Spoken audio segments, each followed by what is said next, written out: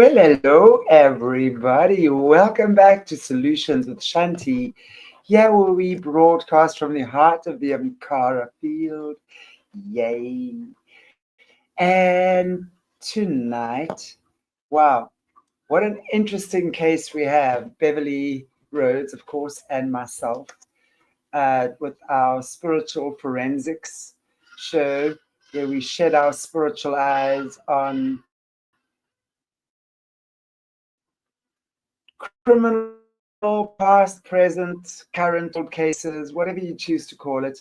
We just have a look at these things from a whole different perspective and, yeah, shine some light on some of these horrific, horrific. Beverly, I was about to say that's you in the chat, but then you in the back as well. Some of these horrific cases with so much being hidden, right? So, without any further ado, Taram, Madame, how are Adam, you? yes, I'm very well. I must say it's been a very huge eye-opening event because I've had to go back to all of my old notes, and that some of those books they've got tea stains on them, cup stains on them, all sorts of things, bugs in them, you name you name it, all sorts of things. So I had to travel with me from South Africa all the way here. So it was very interesting to have a look at some of the old stuff and see, what it was that I was looking at, how it was.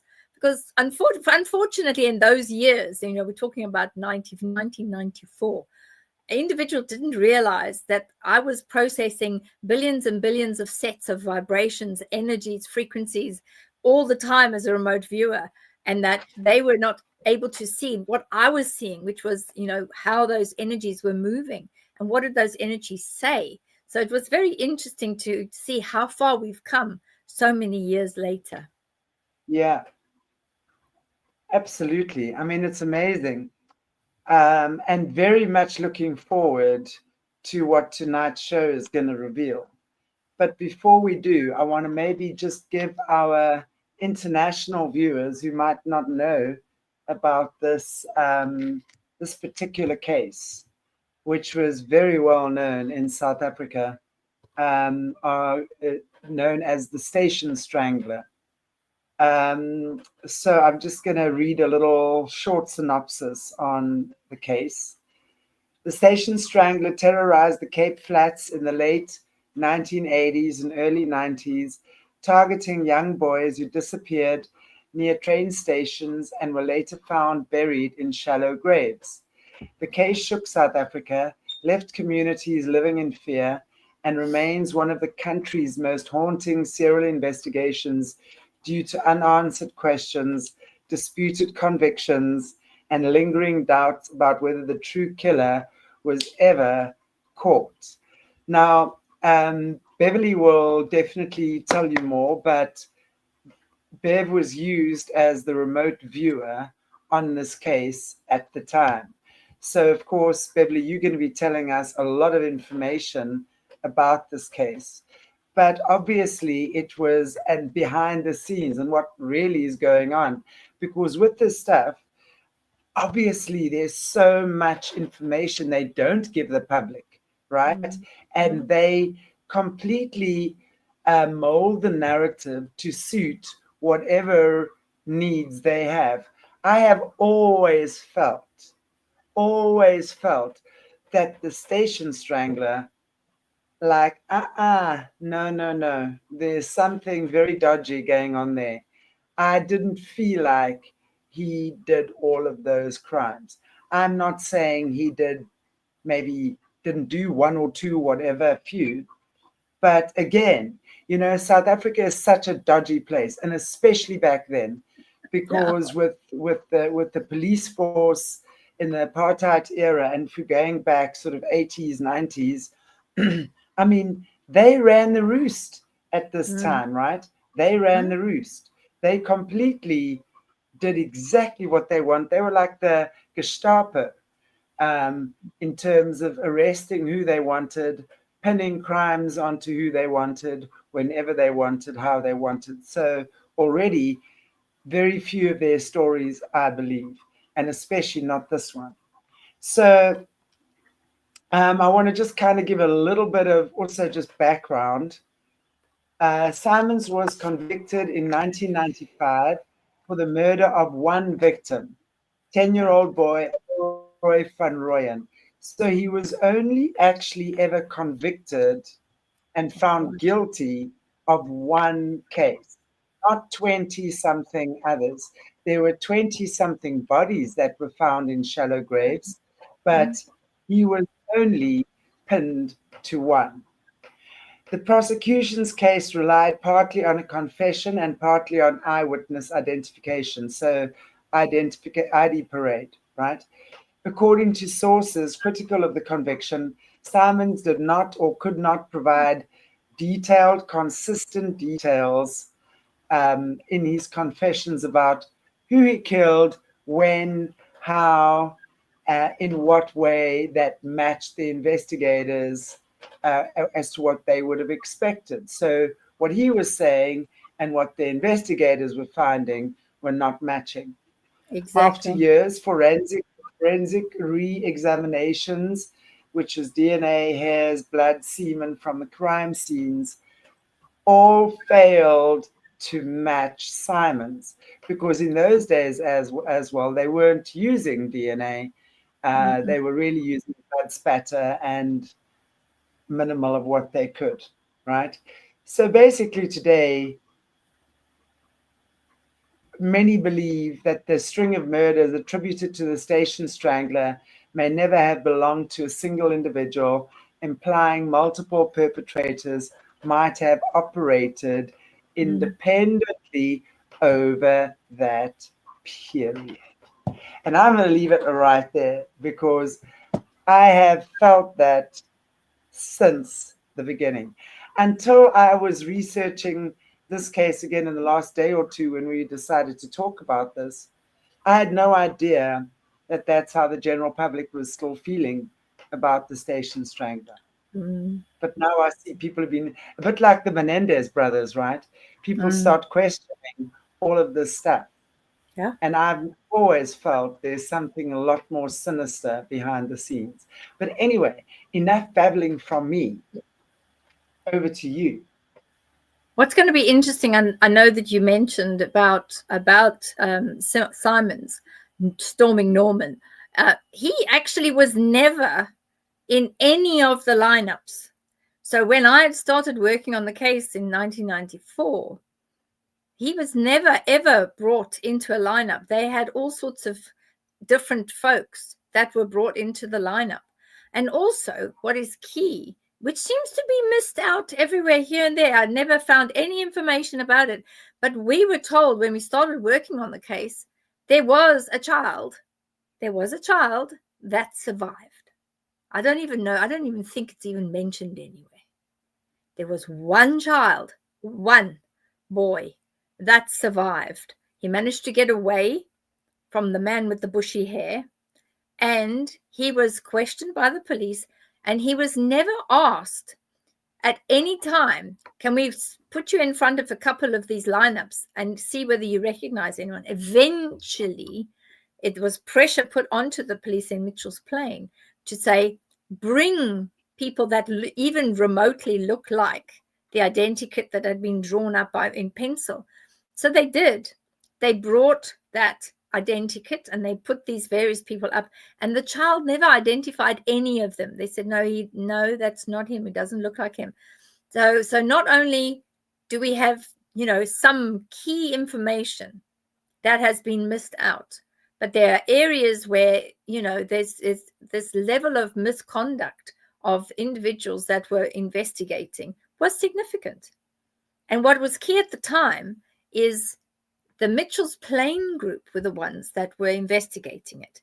And then during my brief time of working with them, it suddenly changed, because politically there were individuals baying for an arrest of some sort. It was taken away from the Mitchell's Plain group of officers who were of the, what would you call, they were taken from the Mitchell's Plain area. So they were locals. They knew the area very, very well.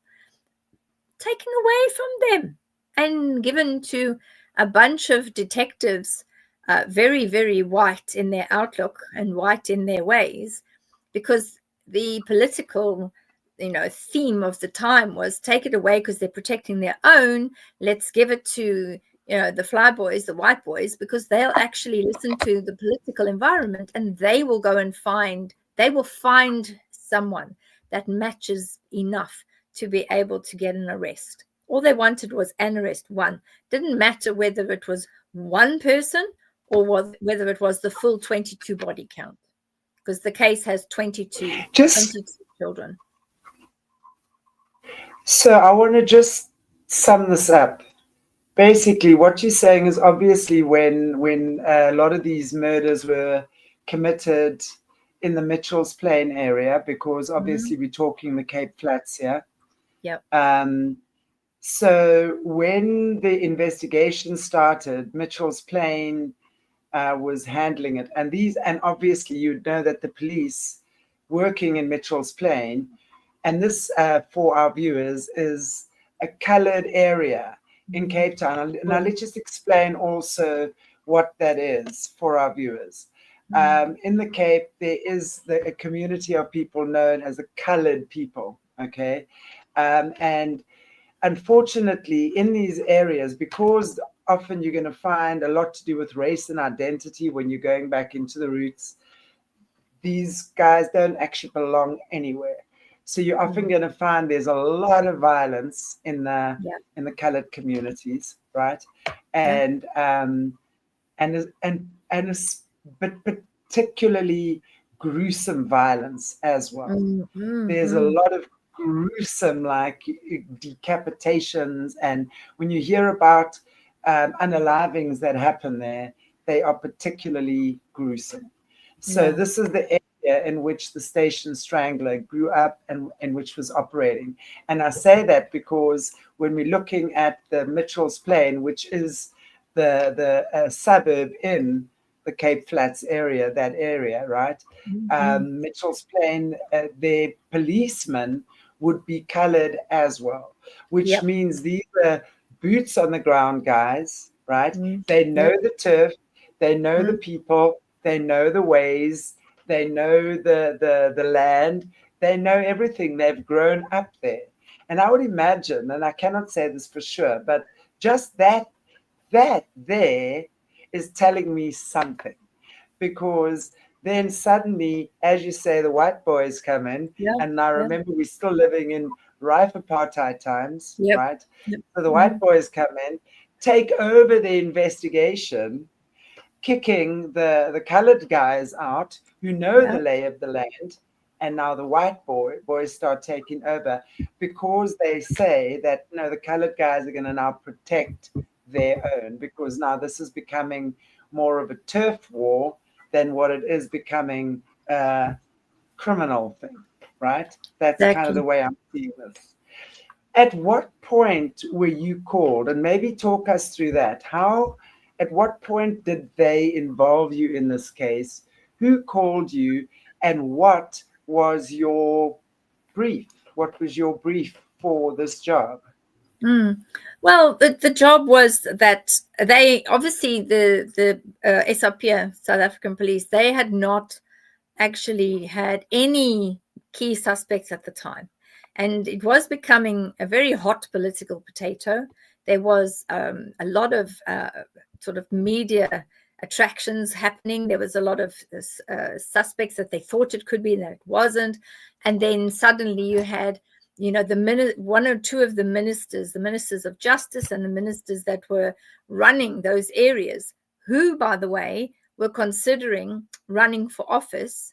They were putting pressure as well on all of the police officers. So you've got to find someone. You have to. I'm running for office. It was a political push. It really was. So I had already been working. I was working on the Van Rooyen case, and I was working on the missing girls. Do you remember the girls that were missing, 9-year-olds, etc.? So I was already working on that. Van Rooyen. Van Rooyen. So I was already working on that in my spare time, and they had given a number of the media had given my name to one of the police officers called Kevin, and Kevin was working the case himself along with other people that were working things with him at the time.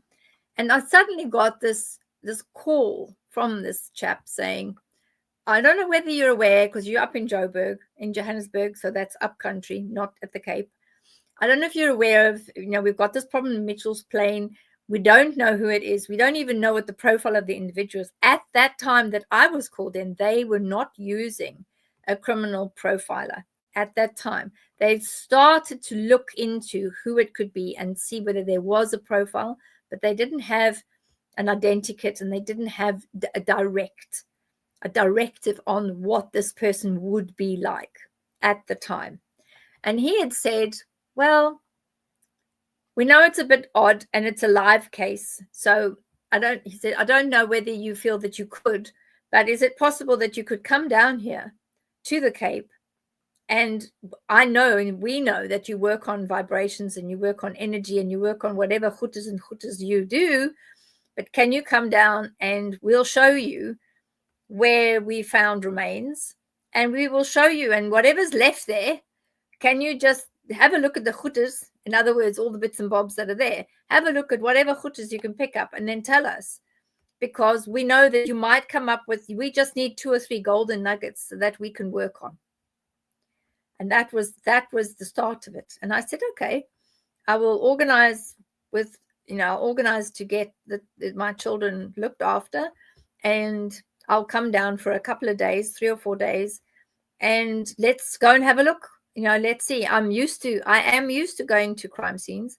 I am used to plotting and putting together, what energy is going this way, what energy is going that way, what energy is of the deceased, what is the print of the energy's signature from the perpetrator. I'm used to those things. But at that stage, it was only adults that I had been working with.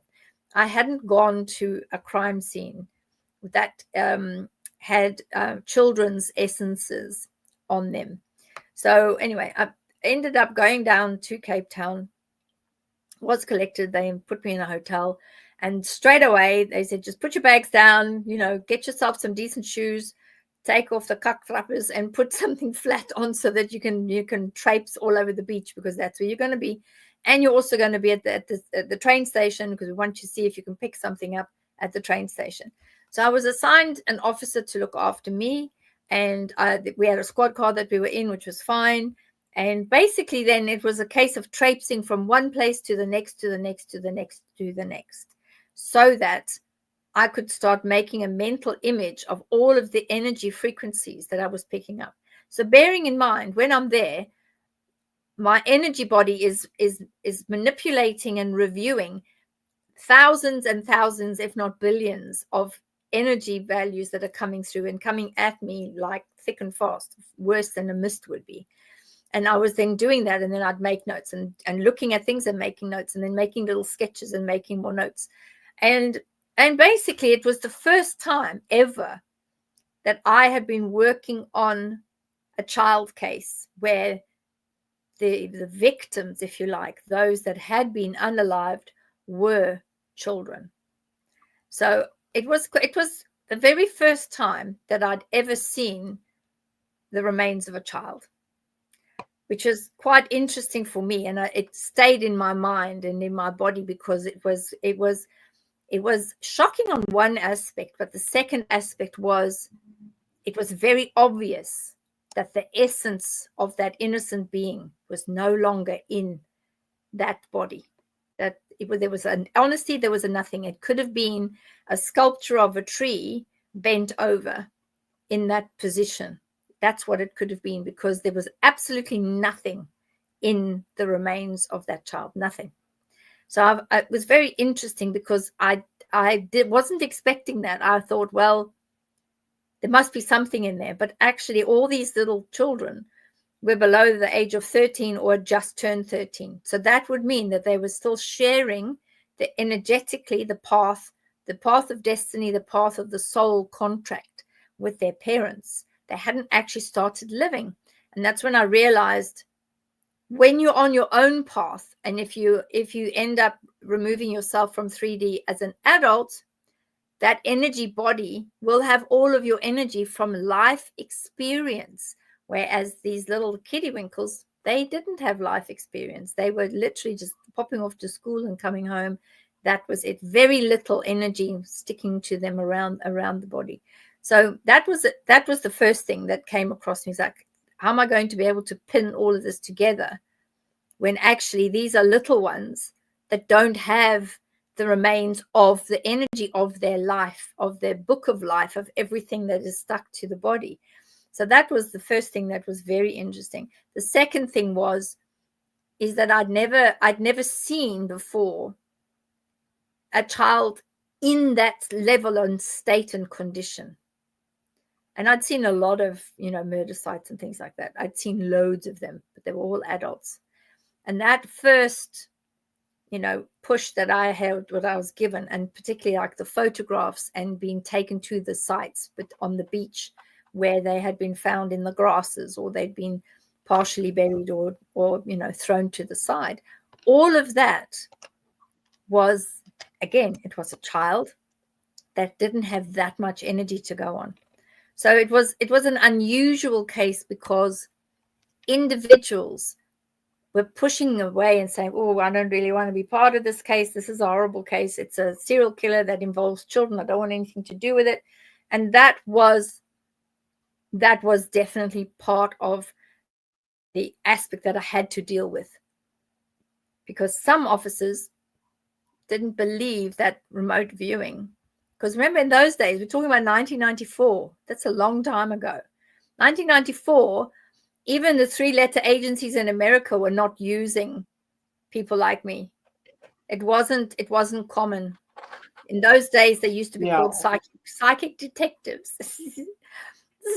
So psychic detectives, no. So that was. I remember, and they were always using them, but it was very much more clandestinely, right? I mean, I think they used people a lot more often than what they ever gave us knowledge of. That's for sure. Because I think, wow, interesting again. At 1994, which was the year of the elections. Right? It was the year of the elections that all of this is going on.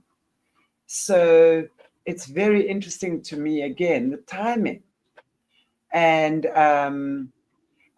anyway, I will figure that part out. That to me is just another interesting little bit of the puzzle. I'll see if it fits. Might not fit at all. Might just be coincidence. But there again, is anything ever really coincidence? Right. Well, it's interesting because we're actually looking at it again. So obviously, spiritually and energetically, there must be some bottom line message here, because we're looking at all the old files. We're looking at everything that was happening in 1994. And what was very interesting too is I went up to my room. I think it was day 3 or day 4 when it was day 4, I think, when I was getting ready to go home, back up to Joburg. I'd gone to my room and I had all this notes and everything, and it was all over the bed in the room, and I was trying to place things together and work out what goes where.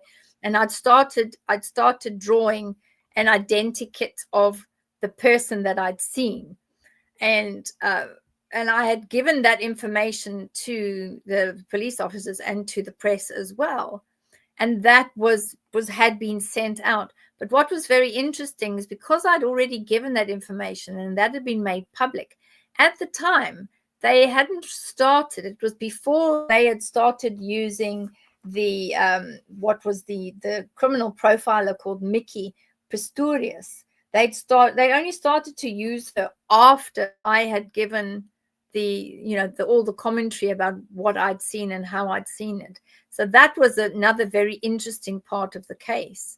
But I think what was also quite shocking for me is after I went back home and I'd given all of my information to Kevin, who was like the main investigator.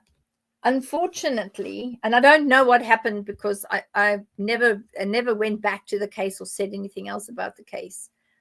Kevin Pretorius was then unalived.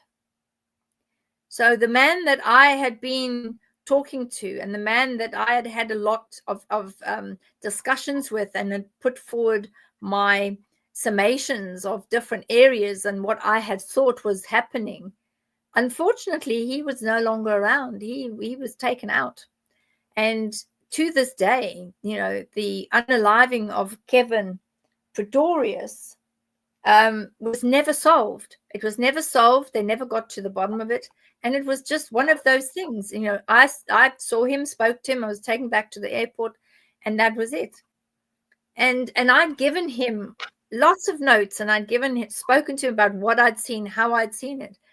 But, you know, then when I got back up to Joburg a bit later, it turned out when I was trying to phone him, and I said, can I speak to Kevin? They said, just wait a minute. We need you to speak to somebody else because there's something they need to tell you. I thought, okay. They came on the phone. They said, we're really sorry, but the person that you were dealing with is actually, you know, is no longer with us. And I was like, what? And this is the person that I had told everything that I'd seen. And at the time, I'd said to him, you're not dealing with one person. Don't go trying to look for one individual. It's not one individual. There's two different people, two different backgrounds, two different methods of doing these sort of things. The one was using money as a way to get these children. The other one was using food and TV games. And I mean, I can't remember that year, but there was like a TV game that was very, very popular, and all the kids wanted it, with a little toggle stick and all that sort of thing. And this is how the other one that had more money, he was enticing the children with either money for TV games or for the TV game to be given to them. And they were all around the train station. So when I had given the profile to Kevin, eventually the profile that I put out eventually came out in the press. And that's when they decided, well, actually, we need to have a profiler assigned to this case. And that's when the profiler, who is the one that worked on the case right through from sort of 1994, after I went back up to Joburg, she was the one who was working on it. I never had anything to do with her. So I don't know what her professional opinion was of anything. No idea. Mickey Pistorius, that was her name, and she was at the time, and I'm not actually sure anymore, but she was one of this country's top criminologists, and I know they had her, which is interesting. Now, I'd be very interested to know the guy you were working with, Michael, is that his name? Kevin. The one who was unalive. Kevin Pretorius. So Kevin Pretorius was unalived after he got you working on the case and digging up information that there was not just one person, but two people involved, or at least two people involved, that were enticing kids in certain ways. So after that information comes to the fore, boom, he gets unalived. How long after this was when the Fly Boys, the White Boys, took over the investigation? I hadn't looked at it. I think when the Mitchell's Plain police were not coming up with an arrest docket, and they didn't have enough individuals that were under suspicion or that could be questioned under caution. There weren't enough of those. And I think then that's when one of the main ministers, who was actually the one in Cape Town who was running the whole area, he was going to run for office. And he said, no, this has got to, you've got to have an arrest. I can't have this. I'm running for election. I can't have this hanging over my head. And that's when it was changed. It was changed to go to a totally different branch. And they really, from what I understand, after I was chatting to the guys that were in Mitchell's Plain, because I had a lot to do with them. And I mean, Kevin trusted them. So if Kevin trusted them, I trusted them as well. And I mean, they were very good. And I had a different officer that was looking after me each day and taking me out to the various sites where the incident, either they think the incident had happened, or alternatively, where the remains were found. So that, and also I must say that Kevin had given permission that a piece of evidence I was allowed to actually have a look at the piece of evidence and touch the piece of evidence, because he was of the opinion that clothing carries energy, which is correct. Totally. And exactly. And I mean, that is really that's very forward thinking for 1994. And Kevin, I can't remember how old he was, but he wasn't young. I was quite young when I was down there, but he must have been like maybe 40s or 50s. So for him to turn around and say, yeah, it's okay, she can, let her see, get the evidence bag, let her see what the evidence is, let her touch it, let her see if she picks anything up. So, I mean, they were doing everything they could to try to find something that they could provide to the rest of the authorities to say, this is what we're looking at, this is how the case has changed, this is what we know. They never usually used to say, this is where we got the information from, even though I am the one remote viewer psychic investigator that was actually in the South African Police magazine. Is an article about me and about all the cases I'd worked on, the only one that they would use openly, because I had a really good track record. But he still didn't want to say, this is who we've got down here, this is where we're getting it from. So he gave me a piece of little boy's underwear, which was the underwear that was used to garrote the child. And he said, see what you can get from this. And there was a lot that came off that, a lot of energy, a lot of vibration, a lot of information off the piece of underwear that had ended that particular child. So he was, God bless him, he was for that time period, 1994, that was an unbelievable advanced soul, because he just knew that I would be able to pick up something that would be valuable to them and that they could work on. Can you tell us what you were able to pick up from the underwear? I picked up from the underwear that where the individuals were located, that was not the area that the child was unalived in. I also picked up lots of eyes. In other words, there's not just one set of eyes looking at that child. There were lots of eyes looking at that child. So that child was actually being watched by lots and lots of other people, males. That was the other thing. The other thing was that the child had an idea that there was no getting out of anything for that child. They knew that that was going to be their end, and they knew that that would be the end of it for them.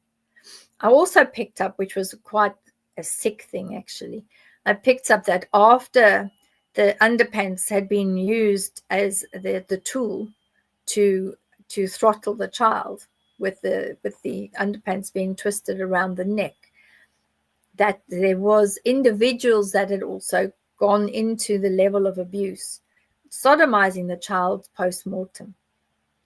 So that's another thing that I said to Kevin. I said, there's a lot of those injuries, and how the injuries, particularly internal ones, and that were not done while the little one was still alive. Some of that was actually undertaken post-mortem after the person had passed away.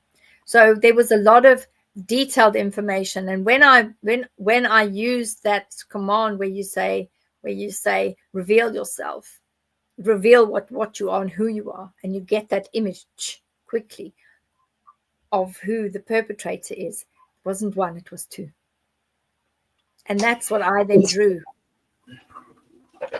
I mean, just the fact, I think whatever you picked up from that is really telling you everything that we need to know. Lots of eyes would say exactly this, that there was some type of a group of them that were doing this. So yeah, like a bunch of pedos, and that they were.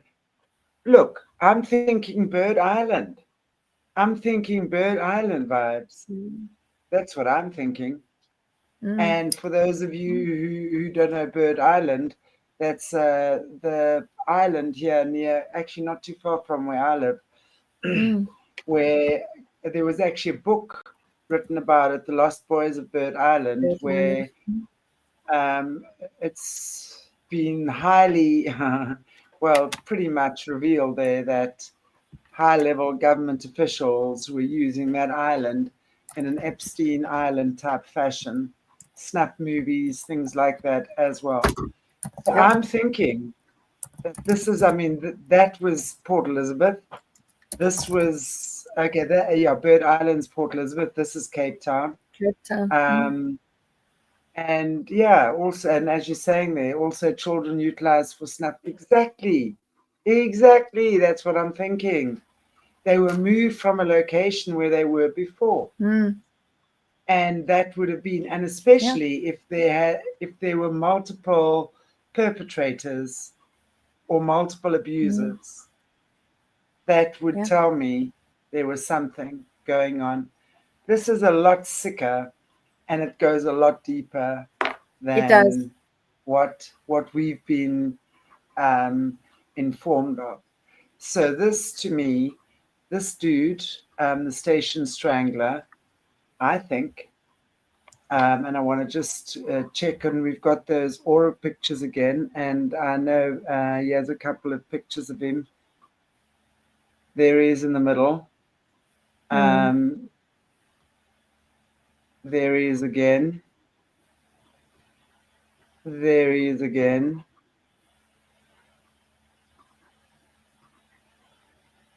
This was, I think, must have been identikits. Yeah, these are all the identikits, and these were all created at different times.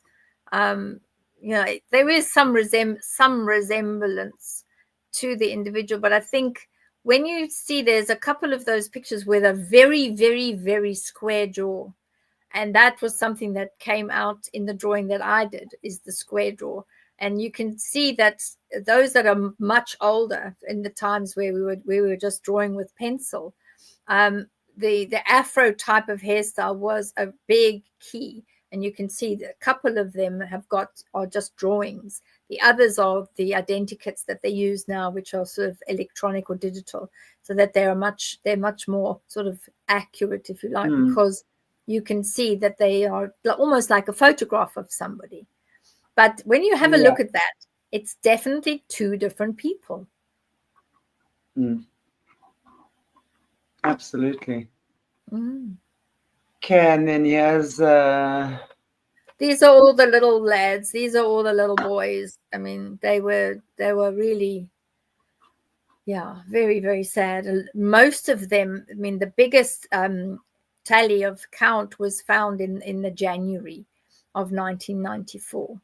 And that's why they were able to drive me around both Mitchell's Plain and some of the beach areas and others.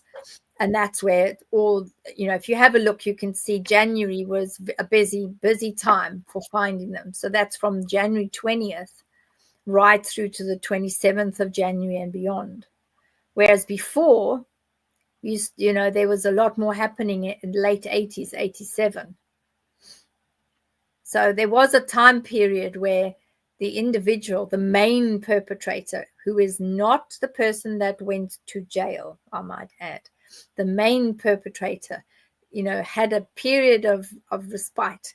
And the reason for that, and I'll get to the main reason for it, but I will tell you, is the reason for that is because the main perpetrator was not in the country at that time. He was working elsewhere, either in one of the homelands or he was working across the border, but he wasn't. And if you have a look at when they were most prolific, which was in 1994, that's when most of the children were taken. There was a big gap. And when I was in the hotel room, the one thing he did is when he called me in my hotel room, he said, You've described me and you've described our situation. You're getting too close now. And I can tell you right now that there will be no more victims. We will not be doing anything. Hang on, just reverse a little bit, please. Yeah. Tell us about that. How did he call you, and when was this that he actually called you? Well, this was on my last day. This was my last day when I was getting ready. How long were you there? How long were you in Johannesburg for I was checking out down the in Cape scene? Town. I was in Cape Oh, Town in Cape Town, I mean. only for Yeah. 4 days, and I was getting ready because that's the longest period that I could work out with my children, because they needed to be taken care of, but they were very little. And I had said I can do maybe 4 days and that's it, and then I've got to get back up to Joburg. I've got to get back home. So this was the last full day that I had, and this is when I had said to everybody, this is what we're doing, this is how it is, this is what I see. And I managed to put together handwritten, because I didn't have a typewriter or anything, I just handwritten everything and said, this is what I think is going on with this. I'd gone upstairs into my room, and I think he must have been downstairs. He must have been in reception, because when you have those big old phones in the rooms and the phone goes and you think, oh, it's either room service or maybe one of the police officers are downstairs, because they used to ring up to the room to ask me to go to a crime scene. And I thought, oh, well, that's fine. So I sat on the side of the bed, picked up the phone, and he said to me, is this Beverli? I said, yeah, it's Beverli. Who are you? Because by that time, I'm used to getting phone calls from the officers. I thought it's probably an officer. And he said, there won't be any more cases for you to work on. And I went, what? Exactly like that. I thought, what? And he said, no, there won't be any more cases for you to look at, because the description that you have given to the police is too close. It's too close to me, my family, and too close to what we're doing. There will be no more cases. I will be leaving. I'm leaving the area. There will be no more cases. And I was just about to ask him a question, and he put the phone down. He dropped the phone on me, and I thought, oh, for God's sake. And I ran out of my room thinking, he's downstairs. I'm going to get him. Went downstairs. Looked everywhere, and I said to reception, did somebody ask to use the house phone? In those days, there used to be a house phone where you could phone in reception from a house phone and phone the number upstairs.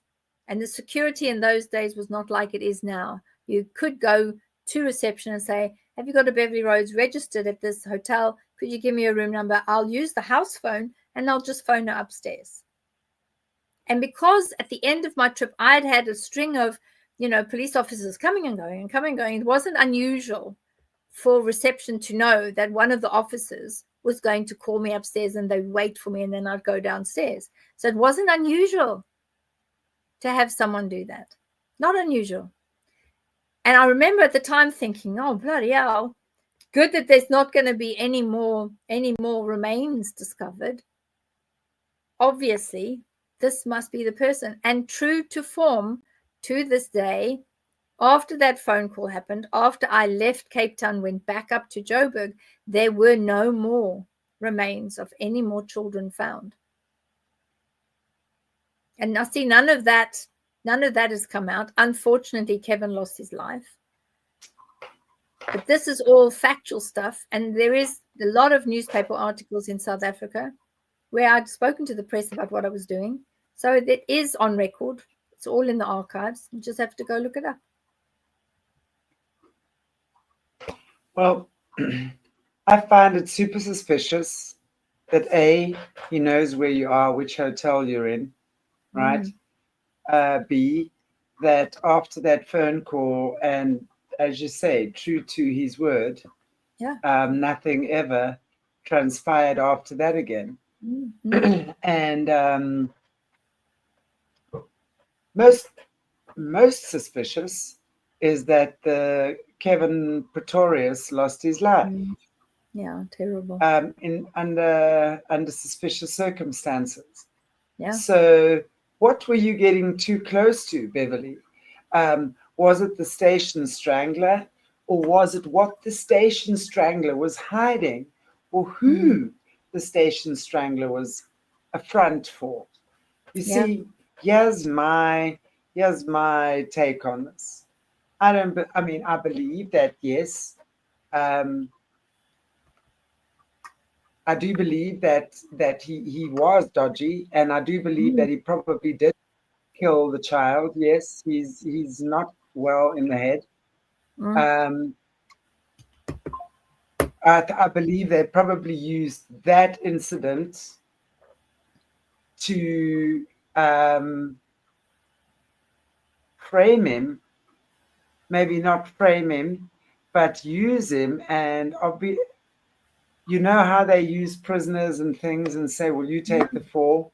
And we will give your family a certain amount of money, or whatever the case might be, or this and that, or there was something going on there. That guy was used as a front for a lot of disgusting, sick, rotten, stinky activities going on beneath the surfaces. That's my take on this. I don't know what you feel. But that to me is what I think the Station Strangler was hiding. And now again, who? But let's have a look at some of your toroidal pictures, shall we? Yeah. And then we can check it out. I'm not sure which one you want first. Shall I put that one up first? This one here is the picture of the Station Strangler. So this is Storming Norman. He served 28 years in prison, and he was let out in, I think it was November 2023. So he had actually served a lot of time in prison. But what was very interesting, you can see that with his energy body and with the way that his energy is swirling in the middle of his body, that there was something very unusual about him, and that he wasn't really able to connect to the earth, because there's nothing where his feet are. There's nothing where his feet are. It's not actually connecting to the earth. It's not showing that he has a connection with Gaia. So he doesn't have a connection with his energies, with his emotions, and with who he is. And I think that this also shows that because of these energies flowing out of his legs, and they look like roots, his actual roots as a person were completely taken away. So I think that him as an individual, he did have a difficult upbringing, but he was also never really able to connect totally with society. And that's why he went into teaching, and he was able then to try to connect with the youngsters by teaching them. You had a lot of those energies, all his chakra points were there.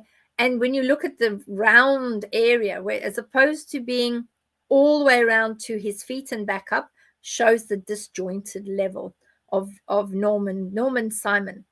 And that was the full name of the man who spent that time in prison for killing one of the children, not the rest of the 21 children. He wasn't convicted of the 21 children. He was only convicted of one of them, which is bad enough. And then we've got that very odd energy where it's coming out at the top. And I had to redo this one a couple of times because it was very difficult to get it coming out. And what it's coming out at is like this long, flat energy where he's unable to speak. And it's coming from his throat chakra area, and it's coming out of his throat chakra. And he's moving that energy out because he cannot actually say the truth. He wasn't able to say the truth at all. And this is why this is out into the universe. It's threaded out into the universe. It's got a curly end to it because it's like if you pick up a worm and the worm starts flailing around because it doesn't know where to go. It can't pick up signals. It can't work out where it's got to go. That's what that is. Then this energy on the top of his head is where he's desperately, it's very spiky. So he's desperately trying to work out items, but he would never have been able to remember addresses, remember areas, remember what he'd seen, and certainly not share it. And I think he was under pain of being extracted from this earth, shall we say, because if he had said anything about the little bits and pieces that he knew, whoever it is that is above him, and that's where you've got that bright color above his head, he was controlled, and there's no way that he would have been able to share anything. He just had to do his time, and then he always knew that with the lightning bolt above at the bottom you've got the lightning bolt. He always knew he would be monitored, he would be tracked, traced, he would be put somewhere specifically that the authorities always knew where he was. He would always be under surveillance. And this is the image of the pictures before he was released in November 2023. And he was released into with a clandestine operation. They made sure that wherever he was put and released to, that only a handful of people knew where he was, which is quite something. What do you think of this, Chanti? I totally agree with you in terms of just the way you've explained the whole thing, and especially in terms of the communication. You know, he was totally controlled, used, given some sort of a deal, cut the deal, that he really literally had no choice. It's like if you look at that worm coming out of his mouth, he literally had no choice. The narrative was completely controlled. So, yes, however he got involved with the police to begin with, this is where it led. They were using him basically almost like blackmailing him to take the fall for these crimes, so that he was their fall guy. And this was the guy that was being arrested. And now you see what really gets to me as well, because Mickey Pistorius, who was the criminologist that took over after you.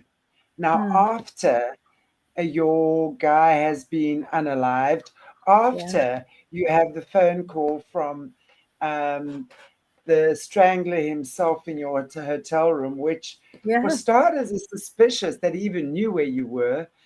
I'm strongly of the opinion he was coerced into making that phone call. He was not alone when that phone call was, definitely not alone when that phone call was being made. There was someone in the vicinity or being eavesdropped on. There was definitely other ears on that phone call. And yes, after that, he would have been taken away, made to be quiet, because you were getting too close to the truth. And the truth is that there was more than one person who killed these precious children. I was looking at these pictures of these kids. Man, my freaking heart breaks. I want to tell you, those poor children. Can you imagine what these kids go through when these effing monsters? I had no words, honestly. This guy's no innocent. In his pictures, I can see that. I see the energy that's coming off his from his aura. He's no innocent. He's been subjected to abuse his whole life, and he's become the abuser. That's his story. And there would have been times also before that he was involved with police. So it's not the first time he had any dealings or fallouts with the police, that's for sure. He was watched. He was watched by the cops because he was already a suspicious person. And when they needed the fall guy, he kind of fitted the profile better than anyone else. So this is the fall guy for a higher up ring. Wait, I'm going to tell you. Just give me a minute.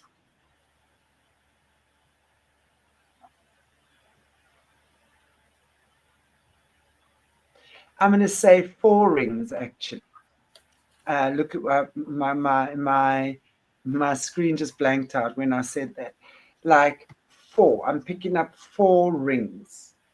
So I'm saying like 4. They meet in the middle.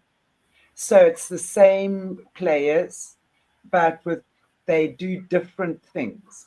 Like they might do the snuff stuff, then you might get the dungeon nights, then you might get the movie nights, whatever they do. You know what I mean? But there's 4 different rings that come together.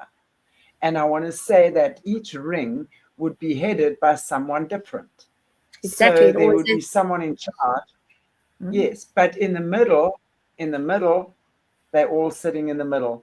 It's one big coercion and collusion in the middle. And again, I'm getting Bird Island vibes. I cannot get away from that.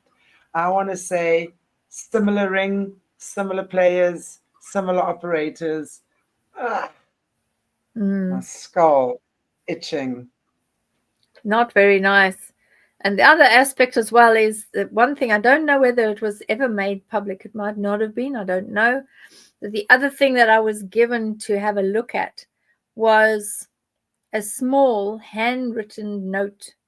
And this note had been placed on the remains of one of the children.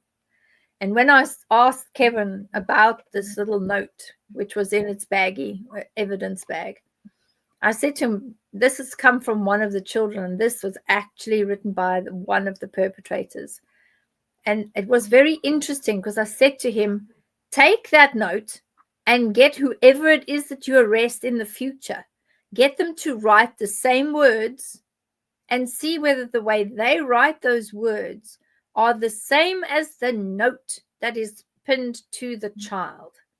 Because then you will know for sure that your evidence is exactly the same, that that person writes their E's, their J's, their I's, and their big letters exactly the same way.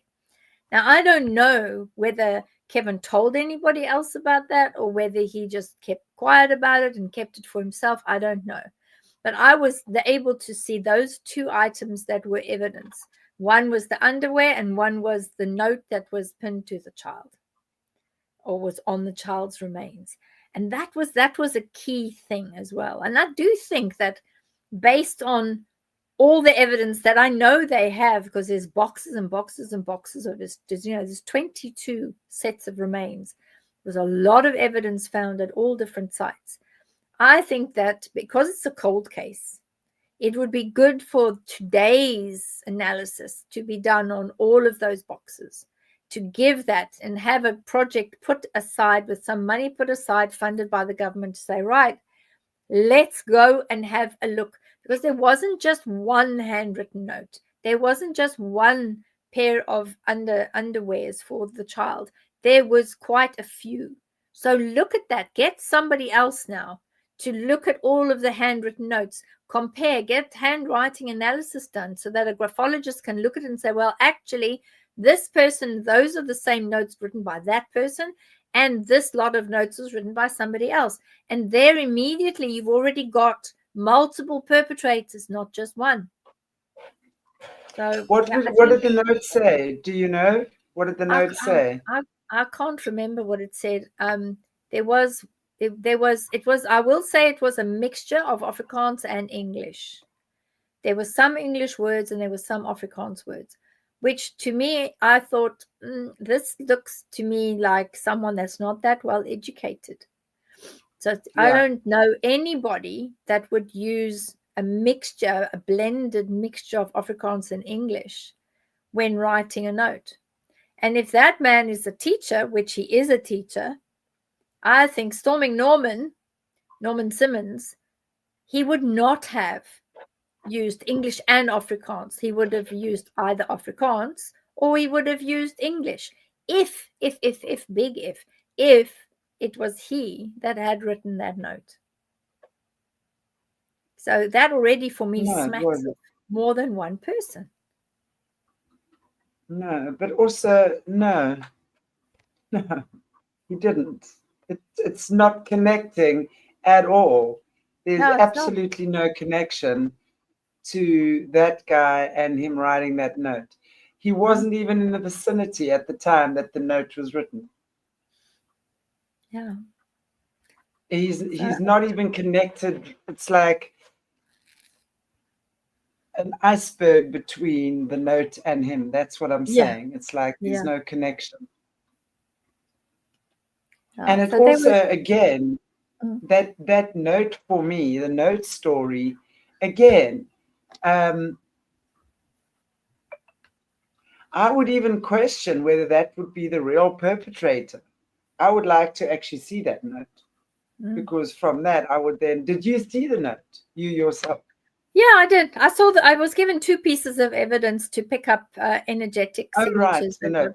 So the note are you, and the underpants. do you feel the note that was written, do you feel the person that wrote the note was the perpetrator? Do you feel No, that note not. the No, yeah, I didn't think so. I think it was written for another reason. I wasn't sure what the reason was, but what the police wanted to do at the time, bearing in mind they were part of the Mitchell's Plain group, and they just wanted to understand what would these other people be. Could they be utilized as a lead? Could they follow that up as a lead? Because they were grappling around at the time. They were really trying to find leads so that they would have something to work on. And they all were very passionate. I will say the Mitchell's Plain police were very passionate. They were all taking it personally. They all had either children or they had nephews and nieces and individuals, because at the time, everybody was in a state of fear. And the funny thing was, absolutely. come 6 o'clock, when the sun was going down, there were no kids on the streets, nothing. If you went into that area with one of the squad cars and you were driving, come 5:30, even the children they were going home, because the parents were saying, come sundown, you don't go to the station, you make sure that you're at home, you get in the house and you stay in the house. So the parents were saying, this is your curfew, kids. You make sure that you're inside by 6 o'clock. You do not go out. You're staying inside. No one's going out until this guy's caught. So there was this mass hysteria. And if they had something to go on, they could have said, and I'm pretty sure that if they'd said, I'm looking for this person, this is the person that I think it is, this is what we know, come to us in the police station at Mitchell's Plain and tell us what you know. I'm pretty sure any parent that had seen anything, they would have come and said, this is what I saw, and this is the date I saw it on, and this is where I was standing. So, the energy of the area was one of increased extreme fear, for parents fearing that their children just would not be safe. Yeah. Absolutely. Cool. Let's see what's up next. So this was the one, remember I'd said to you that when I was working on the underwear, I had seen this image of a person and I'd seen all these eyes. Now I was remembering earlier this morning when I was doing all the images, and these are all images that are created by AI. I'll say that openly here. And the AI is utilizing the prompts that I've created. No one else has done these images. I do these images based on what I remember. And this is what I remember, is that these faces of these men around the child. So this is the sacrificial energy in the middle of the picture, where the child is as a burning effigy, if you like, of the child being utilized. And then all these hundreds of eyes. Now that was what came off the underwear.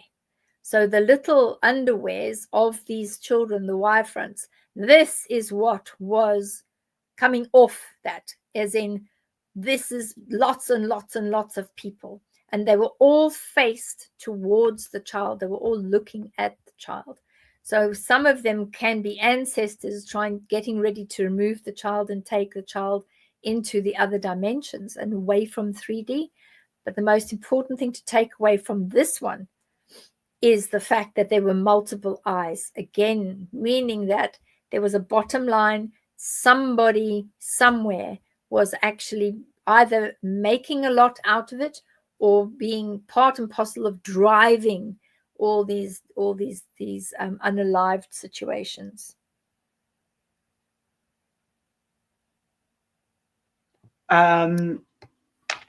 It's very interesting picture, this, because again, I find like the ring again, to me, that would also be, I mean, you're saying it could be the ancestors that are coming to take the child. Yes, I agree with that too. But I also feel like it's more than that. I feel like, again, it's also on a physical realm, where when you said the child is being watched, to me it feels like a movie. like they're watching a movie and this child is in a movie. And that again would say to me that it has something to do with the unaliving of the kid movies. So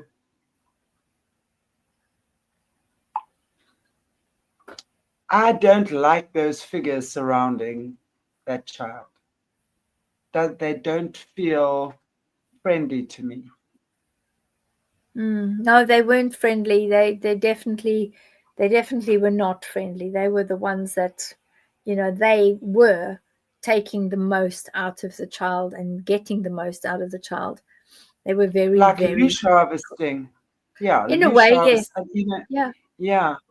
Um, and I also feel like the station guy,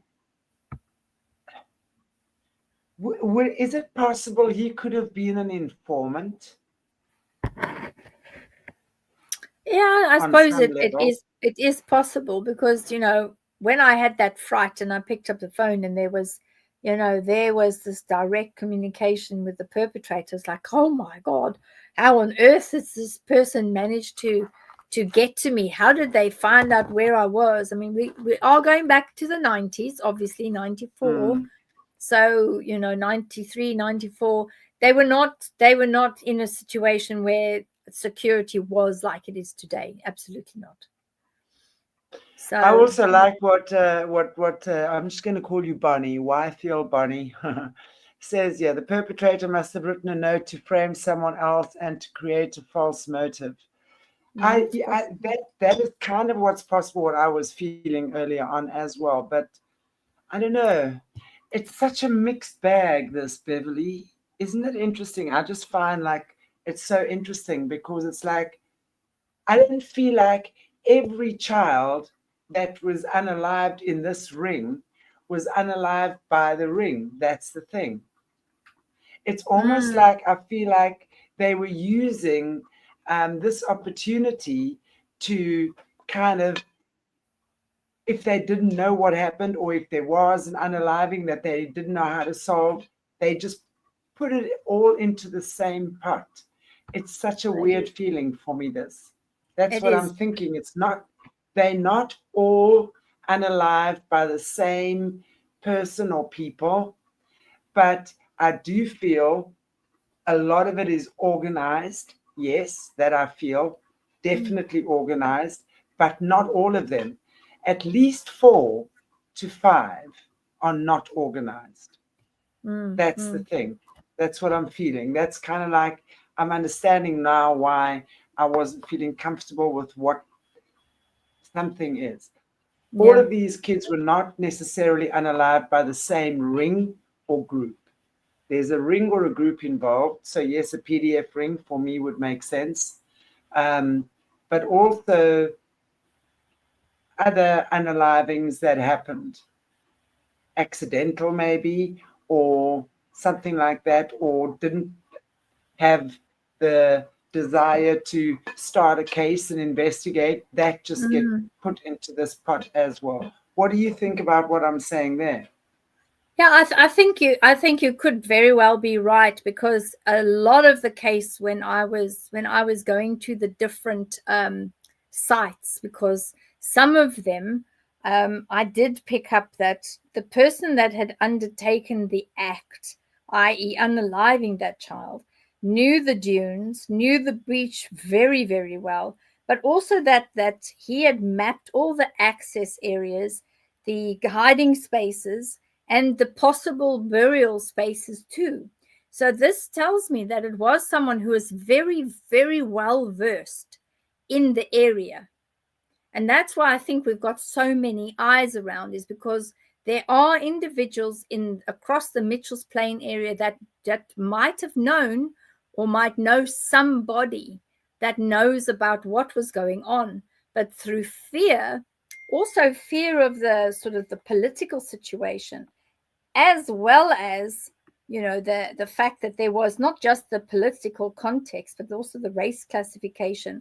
And if we remember at the time the level of unrest that was happening in Cape Town, in Mitchell's Plain, and all of those areas, it was so significant. individuals were worried about just getting arrested for no reason, because they could do that because of the political climate at the time. And then the race classification, these are, individuals that most of them are living under the breadline or below the breadline. They find they're very difficult. They're scratching around for, just to be able to survive on a day-to-day basis. And some of the individuals are living in extremely poor conditions. So they were all aware that if they stuck their head up over the parapet and said, oh, well, I saw this, or I was an eyewitness and I saw X, Y, and Z, mostly they would be afraid, because of the political climate, that they would either end up in Chucky and jail themselves, or that they would end up being the one that gets accused because they knew too much. And that was happening a lot in those days. If you'd seen something, or if you knew something that was not on file with the police would arrest you and say, well, you're the perpetrator because you know this and you know that, and that was never released to the press. And then suddenly, instead of being a witness, suddenly you become, under investigation, and suddenly you're a person that's being interviewed under caution. So that was happening. You become a suspect. Yeah. Terrible. Wow. Okay, interesting. Very, very interesting. I mean, it's such a, that's why it just feels like such a mixed basket in this situation. It's bizarre, actually. But let's move on. Let's see the next one. How about that? So this one here, because you can see it's an ascending energy, and this is, when I looked at all those pictures that you showed us earlier of, because I've got all of the pictures of the little ones that had passed, and every time I looked at them, I asked, can you show me the transition? Can you show me the what was the child looking like before the child was pulled out of their body by their ancestors or by somebody that they had in spirit that they trusted? And this was the energy that I pretty much saw. There's one other image I saw, but we've got that image for later. But this is the most common image where, because they were children, they were pulled out with their light, with their energetics fully operational, and pulled out of their body. And I want to say that they were actually pulled out of their bodies before the final last breath took place. So that would mean that child basically went to sleep and never woke up again, because I was worried about the suffering level of the child. So the child was out before the final end, if you like. And I was very pleased about that, because I was really worried that they were really in a bad place before they went across to the other side. So I thought, for all of us that are parents out there, these children were spared the final deed, and they were spared whatever the final aspect was for their little bodies. They were pulled out of their bodies before that happened.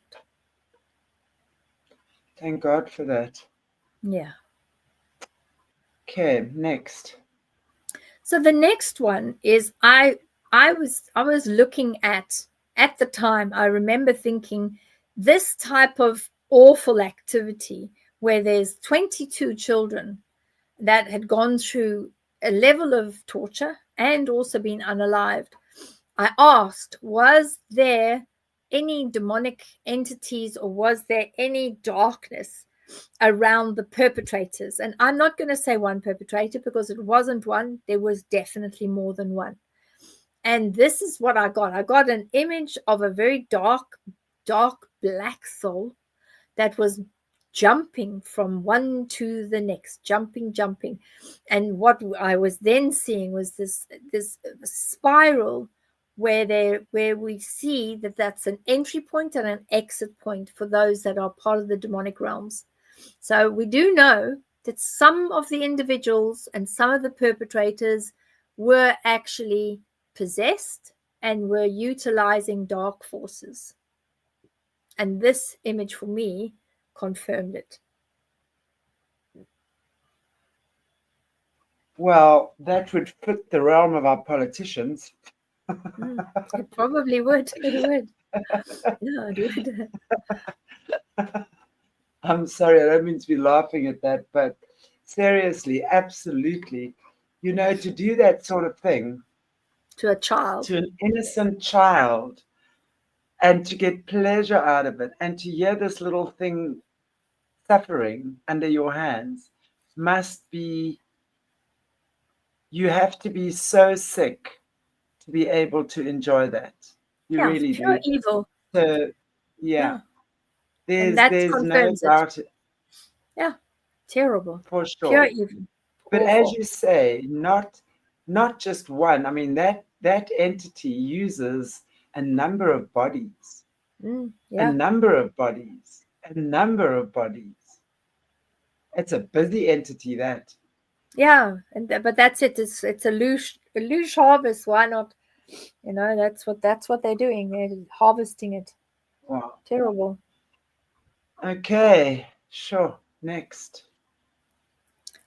The next one is the energetics of this is one particular child, and this was the one child that the Norman that Norman Simon was convicted of.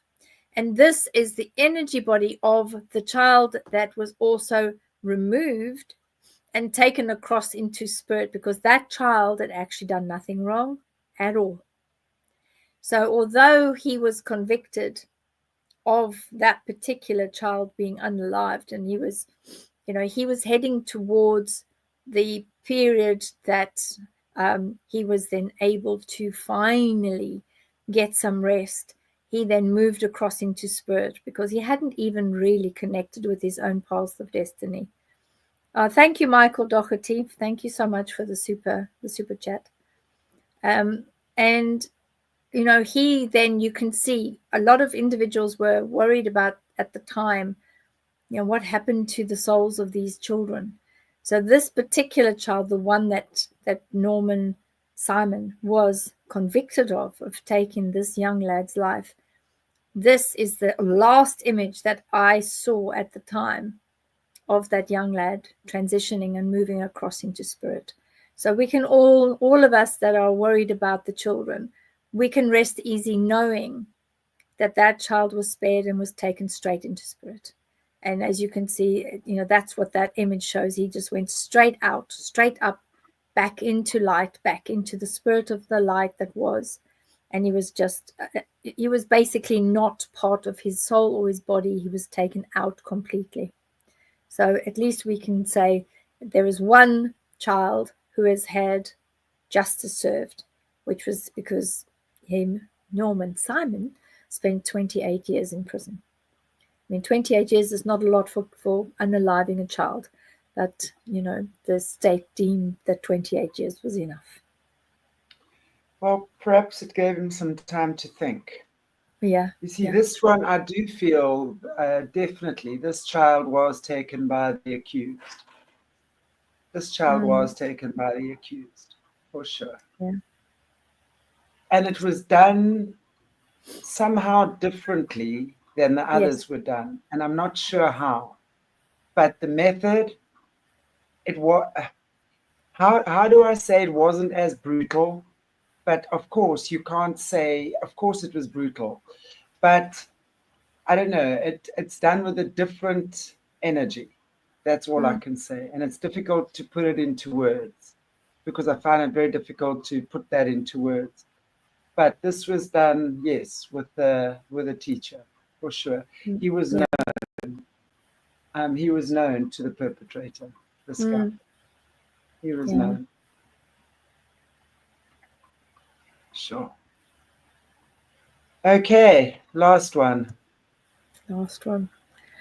So this one is a culmination of an explosive energy, which is quite an interesting energy. And it's one that I saw many, many times when I was looking for a confirmation of perpetrator. And this tells me that there was an increased rage and an energy that was almost borderlining hatred, explosive hatred towards women. And because these perpetrators were hating on themselves because they had an unnatural desire for young boys, and that was going to be their sexual gratification. And that's why they absolutely hated women, because I think that there was a connection with the mother figure, and there was a connection to sisters and sisters in the family, because you've got the bluey greeny color on the side, which I had said at the time that there was, that this person that was doing a lot of the unaliving actually was a person that was the only male entity or the only male son in a family where the mother was extremely strong, the father was almost non-existent, plus there were sisters, and the sisters used to bully this child. This is the perpetrator. One of the perpetrators was a bullied young lad, and the sisters used to make fun and, you know, just really make his life a misery for him. And when he started growing up, he found it very difficult to have normal feelings towards young women or individuals that he could find some sort of sexual attraction to. He didn't have that. And I see that Bonnie's come back and said, looks like schizophrenia. Yeah, it looks like the beginnings of schizophrenia for sure, because that's what it looks like. It's two different sides and walking in the same body, but very explosive, and Cyan has said exploding with anger, absolutely exploding with anger. And in order to summons the amount of energy that you need to be able to strangle somebody, and I know this because I've spoken to many individuals in prisons that have actually strangled a person. And when I see the energies of the person that has been strangled, it goes in stages. And what I've always found very interesting is when I've said, how on earth have you been able to be strong enough to cut off the windpipe and get to a point where there is no air? Because actually our necks are very, very robust, extremely robust. And the most effective way to crush the windpipe and stop air getting to the lungs is to use either an item that it becomes a tourniquet and then you turn it and twist it, or that you find something that you will put around the neck. And that is the only way, really. It's the most efficient way to dispatch someone. And that is the same as what every single person has said to me that I've interviewed in prison to understand. You know, where I'll explain to them what I see, and then they will fill in the blanks for me. And they have all said there was no way that I could have done what I did with my bare hands. So this is why when I was given the underpants, this red side, the red side that we see on the side over here, that red side is that huge energy that goes into the perpetrator. And that would also mean that that person is able to pull on the demonic energy, because that loosh is huge at that time. It's a major feed.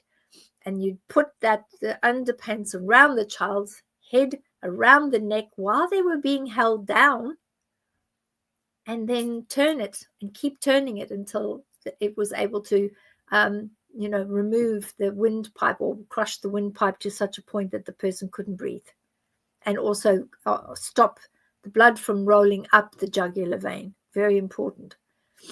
But try to do that.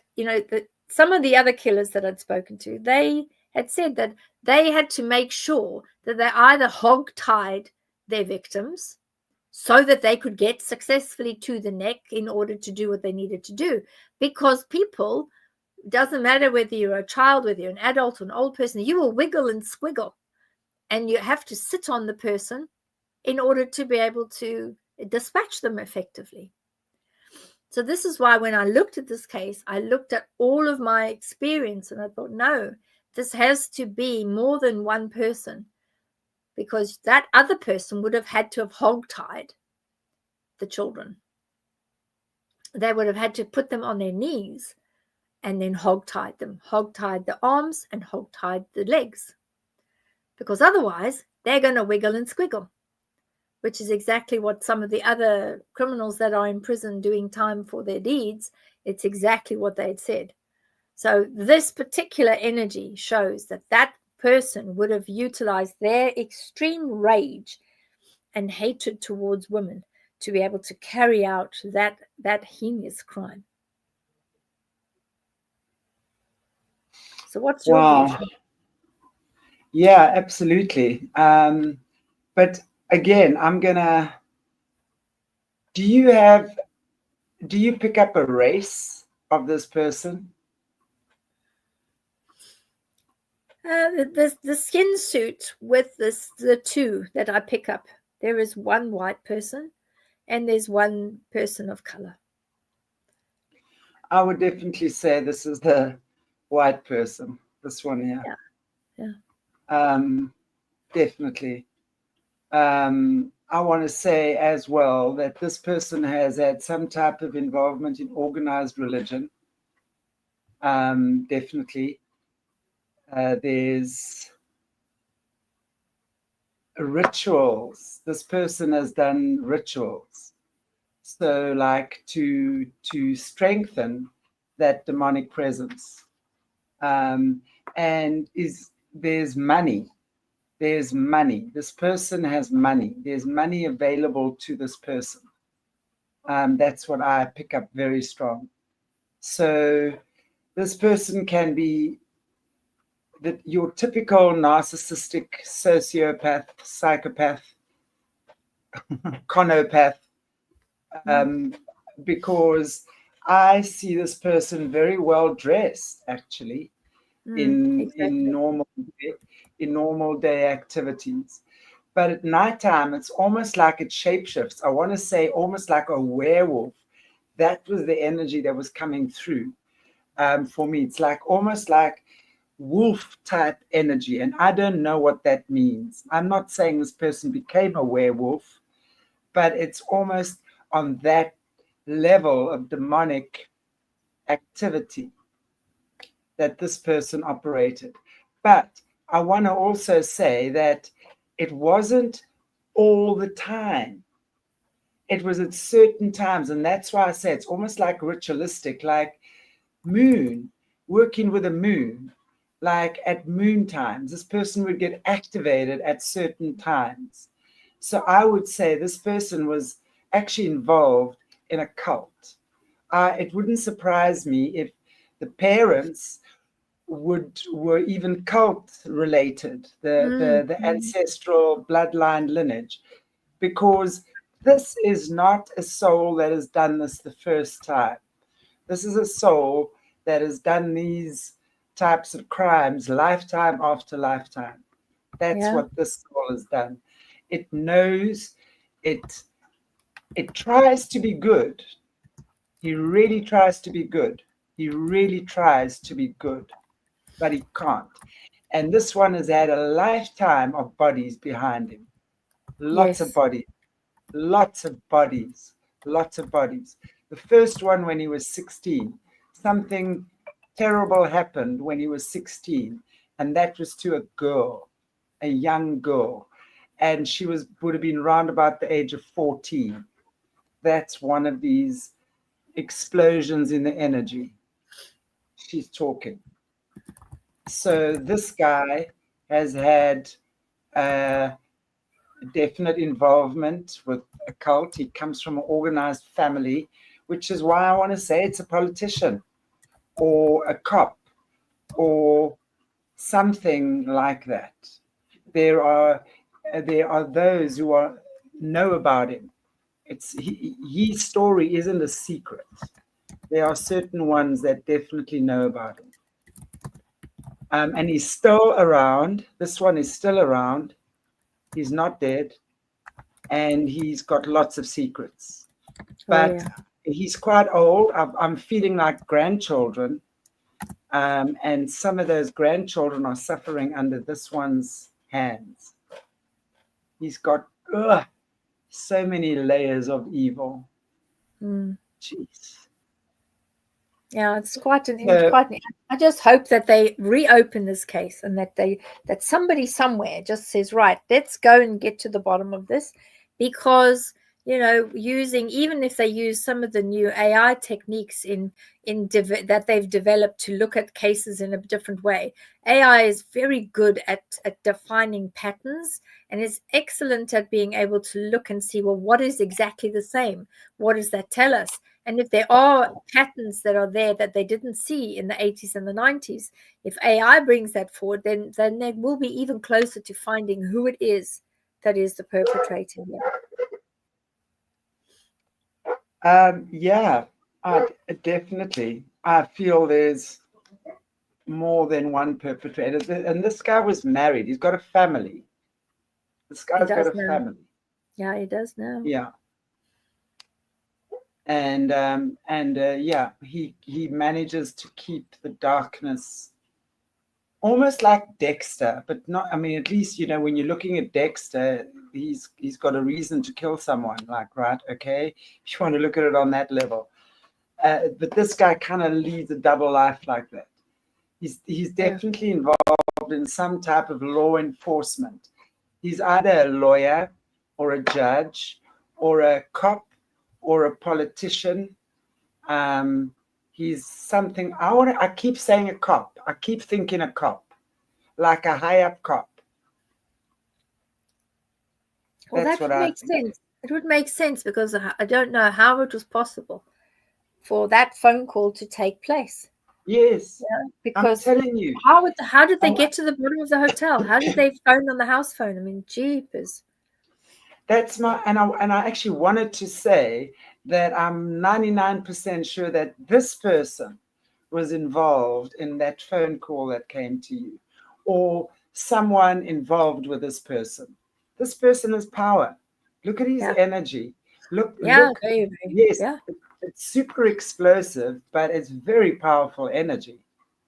So I want to say this is a white man in a higher position in either the military or the police force or in the judicial system. He's got a family. He's old now. I think he's still alive. I want to say early on I felt sure he was alive, but maybe not. I don't know. It's showing me either that or the energy is being passed on. Ish. That's what it is. The energy is being passed on to some members of the family. There's three sons. There's three sons in the family.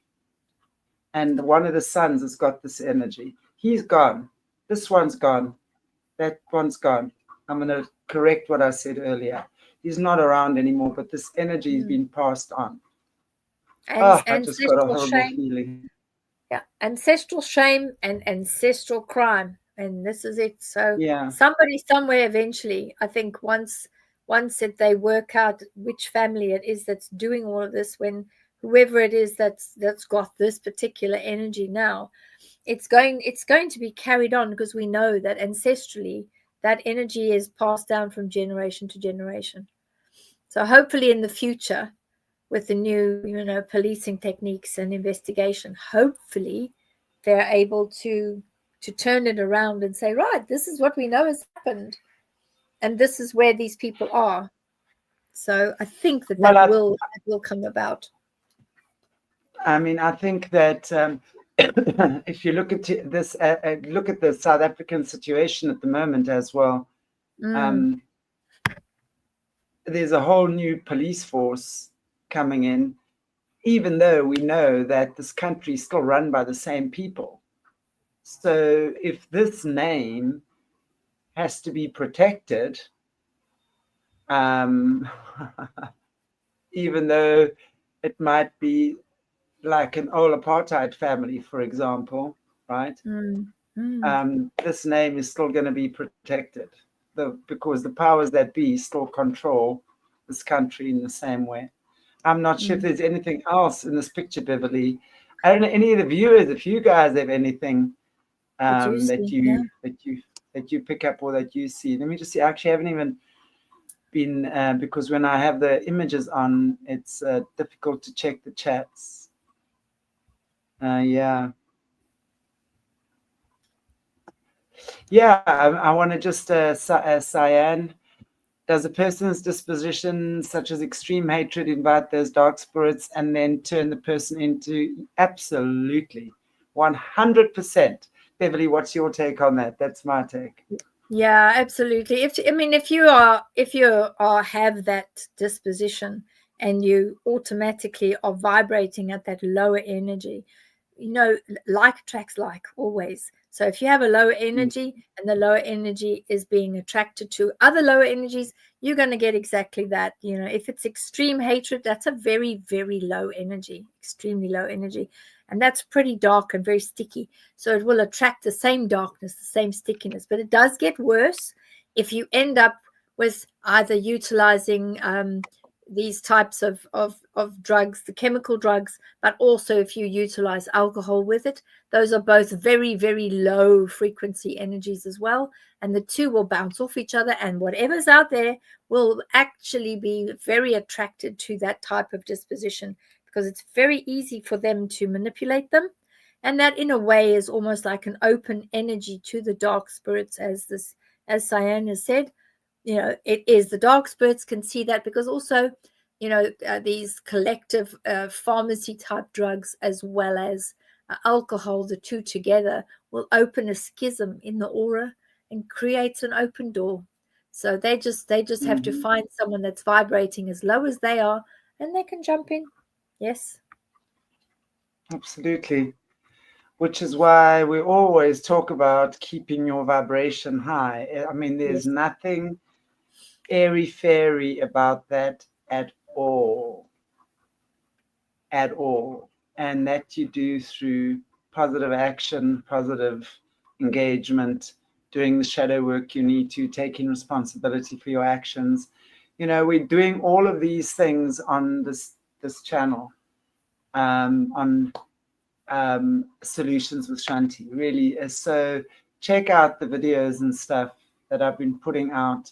There's a lot more coming, especially in the new year, where I really want to just give you guys the tools on how to transform your energy, because energy can never be created or destroyed, only ever transferred or transformed.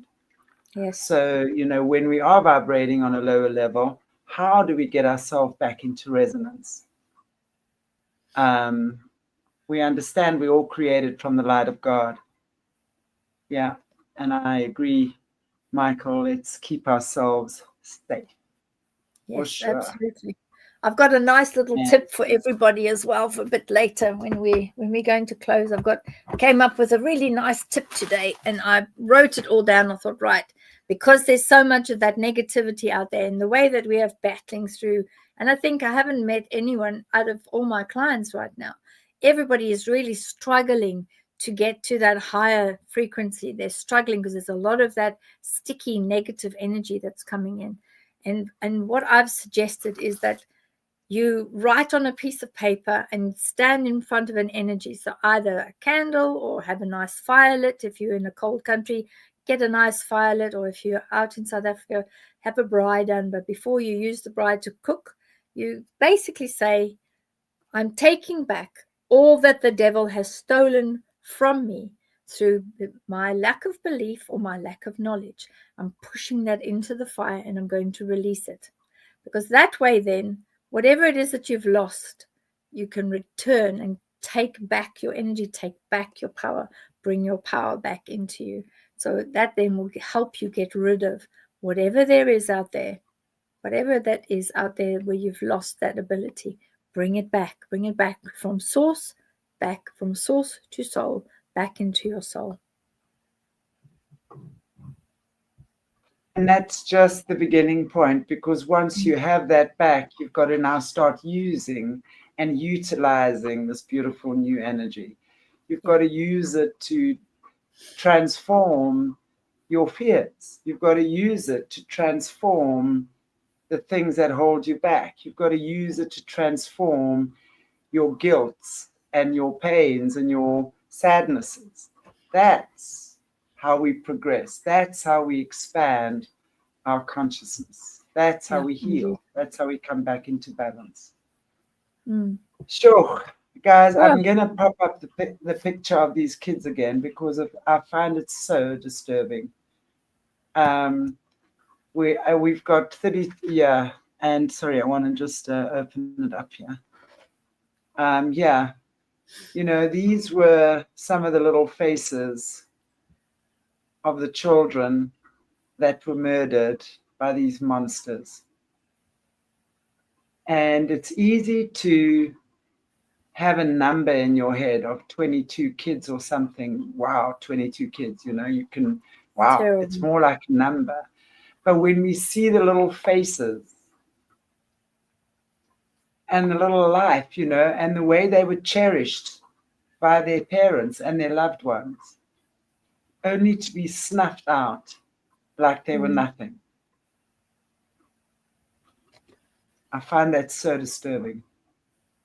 So, as always, let's just give the kids a thought and let's just send a prayer to these kids and their families, because this is ancestral slaughter.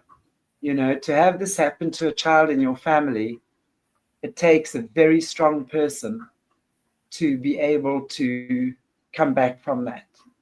And usually it leaves scars in the ancestral bloodline for generation after generation, which is why they attack the lower income groups.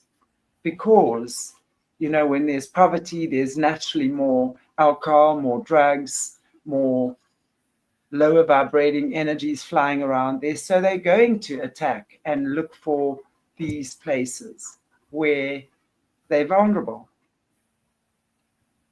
But yeah, let's bear that in mind, and every child matters, no matter what shape, size, color, age. It's just very sad. It is. It's awful. Yeah.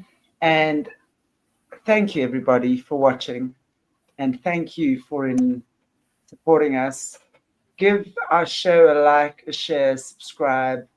Get this content out there. I think we're coming in from such a different angle now. I don't know anyone else is actually doing this like this, the way that we're doing. And if you guys have any amazing or any topics you'd like us to check out, send it to me. You can email it to me and or Beverli, and we can, we'll certainly look into it. There's so many, right? There's so many already. But we look forward to that. Bev, anything from you in closing? And again, where can everybody get hold of you? I'm going to pop your banner up here. And what's happening in your camp for the rest of the week? Rest of the week, I'm finalizing the presentation that I'm going to be doing at the Basis Project, which is International Disclosure, which is a 4 or 5 day event down in Pewsey in the UK. And I'm on the Sunday doing a 90-minute presentation of all sorts of very exciting things. So I'm busy finishing that. And I've had a lot of individuals get in touch with me to say, you do all these amazing pictures and energies of auras and toroidal fields. I want one as well. So if you do want to have one of those, there are still some times available, and you can just send in a photograph of yourself, and then I'll be able to do one for you and then send it back. They're around, and you can book that easily through my website. They're about between 15 and 20 pounds for the image, and then you can print it and put it on your phone or put it on wherever you need to have it, or even just print it out, frame it, and put it up to remind yourself of what you look like, which is really nice. And then we've got over the next couple of days, we're going to be doing we're going to a couple of the sacred sites to have a look at the energy fields and understand what is happening with those energy fields, because the energies at the moment across Earth, They are tumultuous. They are moving. Why are they moving? Where are they going? How are they doing it? So that's something that we're doing over the next couple of weeks.